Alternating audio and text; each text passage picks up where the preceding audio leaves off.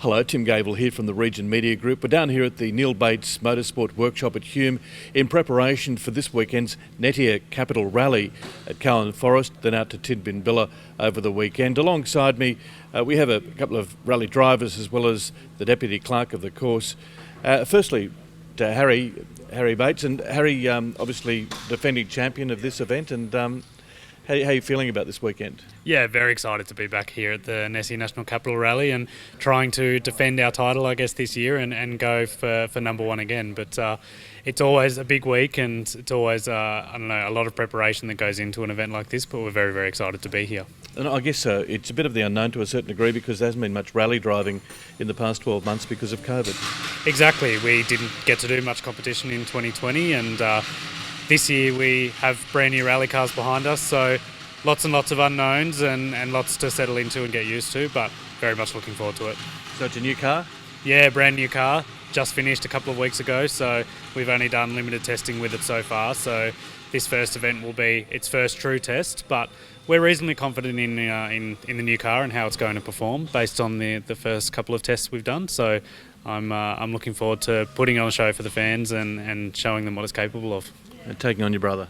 Yeah, exactly. Always a tough one to take on your brother, and we have a sort of normal brotherly relationship at home, but then when we're out in the forest, it's all competition. So, that's nice, but it's also nice because Canberra's our hometown and we get to compete in front of our family and friends.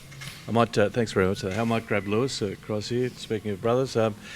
How are you feeling about this weekend, Lewis? Yeah, I'm really looking forward to it. Obviously, there's added challenges with two brand new rally cars that only were finished getting built 2 weeks ago. So, yeah, as Harry said, limited testing, limited miles behind the wheel. So, lots of challenges, but I'm really looking forward to it. Not much rally driving happened in the last 12 months, so do you feel as though it's almost the start of something? It is, of course, the first round of the Australian Rally Championship as well. Yeah, as you said, not much driving in the last 12 months, but fortunately everyone's in the same boat. We've all had similar seat time in the last 12 months. So, yeah, as you said, it's a bit of an unknown going into the first few stages, but we'll have to wait and see how we go. They reckon you're more of the mechanic out of the two of you. What are the cars like? Yeah, they're really nice. The team at Neil Bates Motorsport did an amazing job. We basically built 2 cars in 4 months, which is very impressive. It was a lot of long hours leading up to the Netier National Capital Rally, but it'll all be worth it.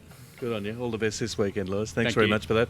Might get Michael Wallace across. Michael is the Deputy Clerk of the event this weekend, and Michael, huge anticipation that we're finally getting some sport happening. Yeah, and it was disappointing that we had a 2-week delay there, but it's great to finally be able to get the guys in the forest this weekend. So the conditions are pretty good, given we've had a bit of rain, but they're pretty dry at the moment. Yeah, the stages are pretty good, especially out at Tidbinbilla. The water drains off quite quickly there, so the fact that it's been dry after that rain has really helped out a lot. Okay, and just what about the event? A lot of people entered for it, or what are the entries like compared to last year? Yeah, they've been brilliant. Actually, the end of last year was quite good as well. So we have 51 entries this year. 33 cars are entered in the Australian Rally Championship, which is probably the most we've had in many, many years. Like we've had events where we've only had 30 odd entries overall. So to get 51 cars out there is going to be great for the spectators. Tell us how people can go out and watch it and what times. Yeah, so we've got one spectator point this year out at Cowan Forest on the Saturday. So it opens at 11 o'clock and the cars will start coming through at about 11:45. And we have 2 stages that go past that point, so they'll see the cars 4 times. It's a free event, but it's ticketed to comply with the COVID requirements. So just have to go to the rally website and go to the spectator point tab, and they'll be able to book their tickets there. Good on you, Michael. Thanks very much for that. Thank you. Thanks very much to Michael Wallace, Deputy Clerk of the course this weekend for the Netier Capital Rally. So you can go out to Cowan Forest. It's also out at Tidbinbilla as well. This is Tim Gavel from the Region Media Group. Back with more in just a moment. This week's Sports Wrap proudly brought to you by Village Building Co. Hello, welcome back to the Region Media Group Sports Report. And of course, apart from the Netier Capital Rally this weekend, we've got the Raiders in action against the Panthers Friday night At Panthers Stadium, Joe Tarpanay is back, which is great news. Dynamis Louis has been dropped. Corey Hardawida-Nida has been named in the squad of 21 for the first time this season, so there could be a late change there. And Ryan Sutton has been named in the starting side, so the Panthers undefeated so far this season, and the Raiders have lost one game so far, so should be one hell of a game Friday night at Panthers Stadium. Now the Brumbies are up against the Queensland Reds at Lang Park. Now this game could determine which side hosts the first semi-final, given that both sides on top of the ladder at the moment. The Queensland Reds currently lead the Brumbies by 4 points by virtue of that Reds victory over the Brumbies at Canberra Stadium a few weeks ago. Lang Park will be a cauldron for them. Alan Alatoa is back to lead the Brumbies this weekend, which is great.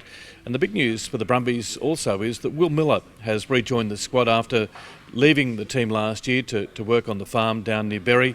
But he's returned, which is great news given the injury to Jerome Brown. Also, Canberra United out of the W League following that loss on Monday. They went down to Sydney FC in the semi-final 3-0, which means that Sydney FC are through to the grand final. This is Tim Gavel signing off for the Region Media Group.